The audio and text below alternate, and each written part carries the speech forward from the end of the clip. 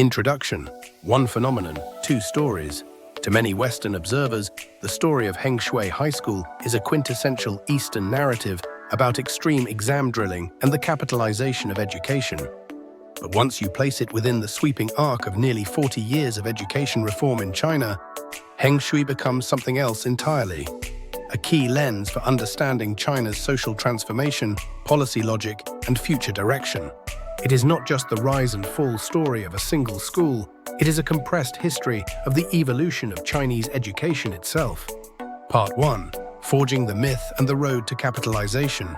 20 years of the Hengshui model. Hengshui High School, a county-level school in Hebei province in northern China, built its reputation on a system often described as militarized management. Time scheduled down to the minute, high-intensity repetitive training, and an extremely collectivized student life.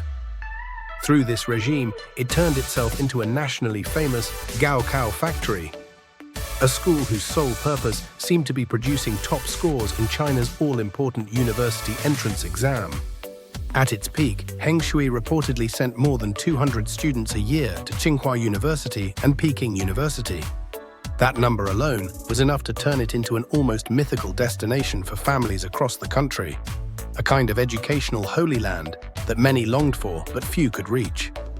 Capital quickly smelled opportunity. Hengshui first accumulated resources by charging high observation fees to visiting educators who came to study its model.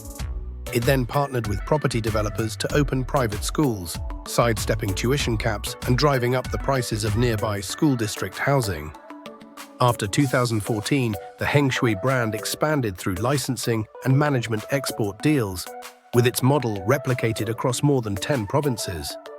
Eventually, the operating company behind it listed on the New York Stock Exchange in 2021. Its market value at one point exceeded $1 billion, symbolizing the model's metamorphosis from an educational practice into a full-fledged financial product.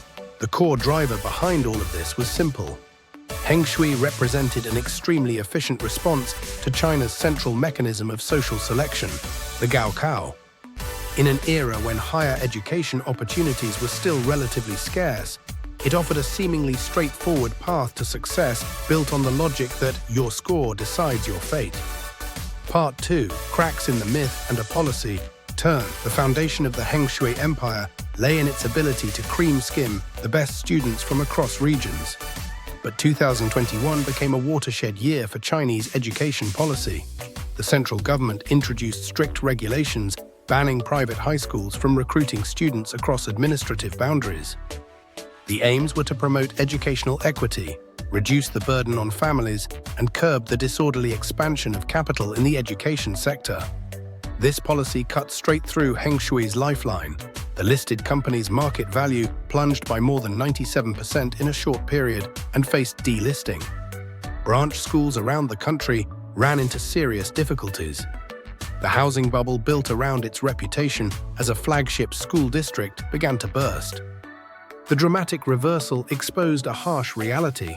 The excellence of the Hengshui model owed far more to monopolistic access to top-tier students than to any magical value-adding power in its educational methods.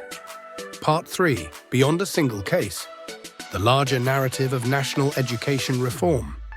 Hengshui's rise and fall is not an isolated episode. It is a microcosm of a much larger, epochal adjustment in China's educational philosophy and policy at the national level. This shift can be understood through several core tensions. One, from efficiency first to a balance of equity and quality. As the gross enrollment rate in higher education surged, public anxiety moved from "Can my child get into university?" to "Can my child get into a good university?" and "What counts as a good education?" Policies such as the double reduction, reducing students' homework load, and curbing off-campus tutoring represent forceful state intervention aimed at pulling education back from a society-wide arms race. The goal is to rebuild an ecosystem where schooling is not dominated by endless competition and escalating pressure. 2. From a single exam score to multiple evaluation dimensions. The new gaokao reforms seek to dismantle the old one exam decides your life system by introducing broader evaluations of students' comprehensive qualities. This directly undermines the legitimacy of Hengshui-style drill and grind tactics and is intended to push schools to focus more on students' overall development and their capacity for innovation, not just their test-taking skills. 3. From capital expansion to a return to public welfare. Recent policies explicitly restrict excessive capital penetration into education, especially at the compulsory education stage, and re-emphasize education as a public good rather than a commercial commodity. The decline of Hengshui's listed company is perhaps the clearest market-side manifestation of this policy shift, the state drawing a boundary line that educational capital is not allowed to cross. 4. From a single-plank bridge to a multi-level overpass. For decades, the gaokao has been metaphorically described as a single-plank bridge across which millions must squeeze. Now, the state is heavily promoting vocational education reform to build more diverse pathways to success. By broadening routes for social mobility, the system seeks to reduce society's over-reliance on the traditional academic gaokao track and relieve the structural pressures that originally gave birth to the Hengshui model. Part 4. Lessons and Prospects. Global Resonance of an Eastern Experiment. The end of the Hengshui story as we've known it and the deepening of China's education reforms send several important messages to the world. 1. Education cannot be reduced to a capital game. Once education is turned into a business, primarily chasing stock market valuations, its core mission of nurturing human beings is almost inevitably distorted. China's recent regulatory interventions show a clear political will to draw a red line and protect the public nature of education. 2. Equity is the premise of true quality. A healthy education system cannot rest on a small number of schools monopolizing the very best students. Sustainable excellence requires more balanced resource distribution and a commitment to helping every school become a good school, not just a fortunate few. 3. Evaluation systems are the real baton. In the end, the success or failure of reform hinges on whether a credible, diversified student assessment system can be built to replace the old, single-minded obsession with exam scores. This is not just China's problem, it is a global challenge. 4. East and West share similar dilemmas but choose different paths.